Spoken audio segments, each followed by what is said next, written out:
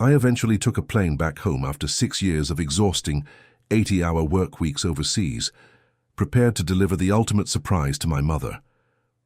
The keys to a gorgeous, totally paid-off $600,000 suburban house. I had imagined her happy tears every restless night as I dreamed of this moment. However, my mother didn't answer when I excitedly rang the doorbell of the new home. Rather, the door opened to see my brother's haughty wife, wearing expensive jewelry that I knew she couldn't afford. "If you're here for the interview, the maid is out back cleaning the patio," she added, sneering at my casual travel attire. My blood froze. My mother was the maid she was referring to.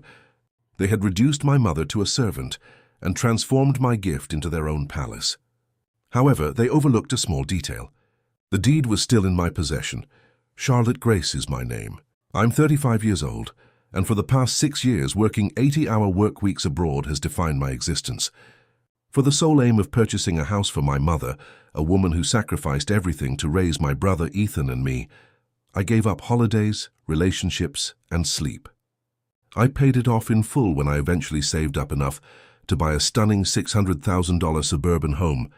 I was so excited to surprise her that I abruptly flew back home.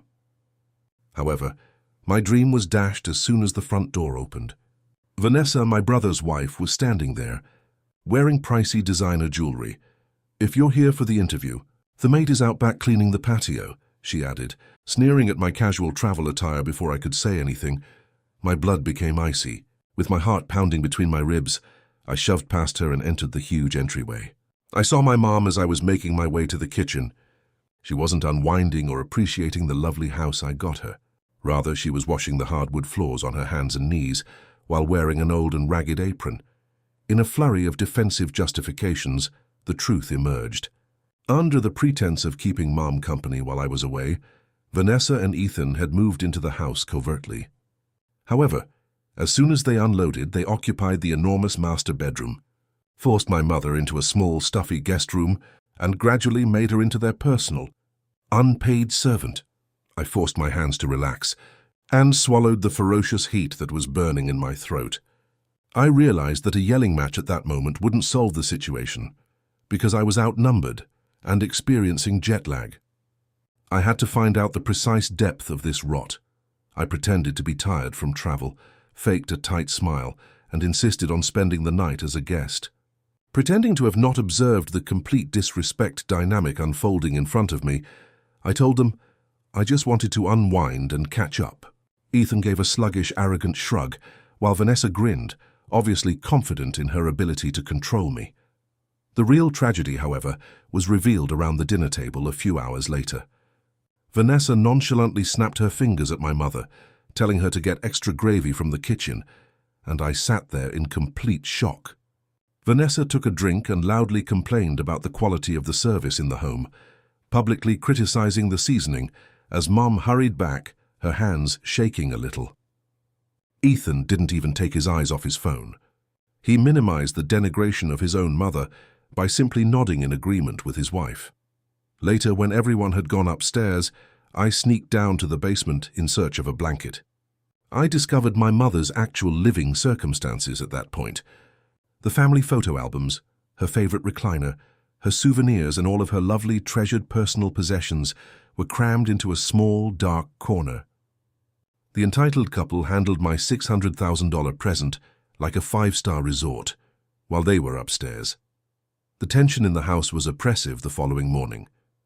I was aware that I needed to remove my mom from the poisonous surroundings, and Ethan and Vanessa's curious, attentive gaze. I made up a tale and told the couple that I was taking Mom out for a long, opulent spa day to spoil her after being away for so long. They were unconcerned. Vanessa only waved us away, whispering that we should finish the laundry before coming back. The facade fell apart as soon as we got into my car and left the area. My mother sobbed uncontrollably as she was freed from the oppressive strain of her own son. She admitted everything. She had been coerced into signing a predatory household management agreement by Ethan months prior. The pair was essentially given complete control over all expenses and day-to-day operations of the residence, thanks to this perverted paper. Ethan gave her a painful, harsh ultimatum to guarantee her silence. They would prevent her from ever seeing her future grandkids if she ever complained to me.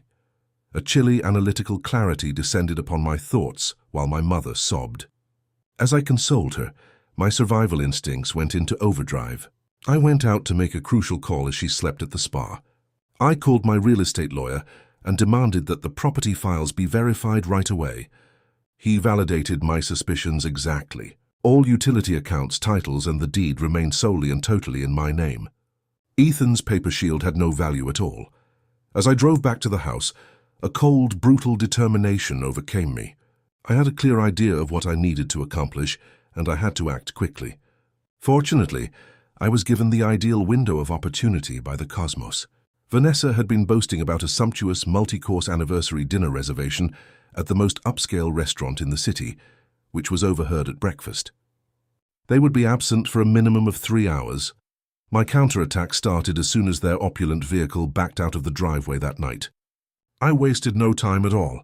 A high-end locksmith service that I had already scheduled to be on standby showed up in 10 minutes. Together, we upgraded the complete security system by methodically going through the property. From the stately front entry to the patio slider, we changed every single physical lock on the external doors.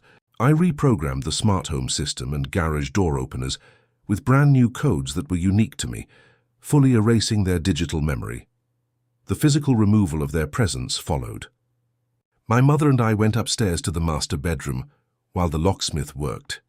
I packed all of Ethan and Vanessa's expensive apparel, designer shoes, high-end technology, and vanity items into sturdy boxes without hesitation. Everything was transported into the garage, where it was neatly stacked next to the door. At last, I went into my accounts and formally adjusted the utility access and emergency contact numbers associated with the property, cutting off all digital connections to my home. The land was secured like a stronghold by the time I was done. At precisely 9 p.m., Ethan's fancy car's dazzling headlights pierced the driveway's darkness. As the engine died out, I stood still in the darkened living room and peered out through the blinds. Vanessa laughed aloud as she got out of the car, her face flushed from the pricey wine. They were completely unaware of the trap that had just slammed shut around them as they ascended the front stairs. With a casual gesture, Ethan took out his house key and inserted it into the lock. He flipped it. Nothing took place. Thinking the lock was just stuck, he scowled and violently jiggled the metal piece. He got out his smartphone to use the smart home app to unlock the door when it wouldn't move, only to discover he was fully signed out of the system. His haughtiness was soon replaced by panic. Vanessa's laughter abruptly stopped and was replaced by a piercing, irate screech as she pounded the heavy wood with her well-groomed fists, demanding to know what was happening. I approached the interior console and turned on the Ring doorbell intercom. Her frenzied yelling was cut off by my utterly composed voice. I said icily, "Your temporary stay at this luxury resort has officially expired." I saw Ethan's face turn a fiery red via the camera lens. Screaming at the top of his lungs, he surged for the speaker and threatened to kick down the front door if I didn't open it right away. He threatened to contact the police and have me forcibly taken from my own residence, shouting that they had legal tenant rights based on the household management agreement they had made our mother sign. As promised, Ethan called the police, and within 15 minutes, the whole neighborhood was lighted by a police cruiser's flashing blue and red lights. Vanessa was virtually in a frenzy as she hurried to the police to pretend to be the victim, yelling that they had been unlawfully shut out of their permanent home by a crazy relative. Because of the false documents they had in their car, they stood there smugly, fully expecting the law to support them. However, I was fully ready for this precise time. I calmly went out onto the porch, said hello to the officers, and gave them a well-organized packet that had unquestionable legal proof. The original $600,000 purchase deed, the unambiguous utility registration records in my name, and a legally enforceable trespass notice that my real estate lawyer had prepared that morning were all contained within. The officer carefully went over my paperwork, his face tightening as the facts became evident. With a loud declaration of their tenant rights, Ethan moved forward and waved his void household agreement. The officer explained that the agreement was totally void, while giving him a pitying look. Their property that their mother never really owned could not be legally granted management or resident rights. The officer turned to face the shocked couple and gave them a final, severe warning. They were given precisely 20 minutes to get their packed items from the garage and leave the property right away, failing which, they would be arrested for trespassing. After that tumultuous night, 3 months have gone by, and the dust has finally settled. The rich perfume of my mother's favorite foods and the sound of her sincere, carefree laughter have completely changed the ambience in this lovely home today. We are contentedly residing here together, away from Ethan and Vanessa's poisonous, stifling influence. The fissures in their personal relationship widened as they ran out of money to take advantage of. In order to keep up with Vanessa's constant financial concerns and mounting bills, Ethan was compelled to rent a small, claustrophobic flat next to the highway. This difficult experience taught me a very important lesson. Respect, not blood ties, defines a family, and it is our solemn duty to defend the parents who gave their everything for us. If you were in my position, how would you have responded? Would you have thrown your own brother out right away, or given them another chance to make amends if they had treated your mother like an unpaid servant? To let me know exactly how far the tale has progressed, please let me know what you think and the city you plan to watch from. In the meantime, I'm leaving 2 more amazing stories that are channel favorites and will undoubtedly surprise you on the screen. I sincerely appreciate you staying until the very end.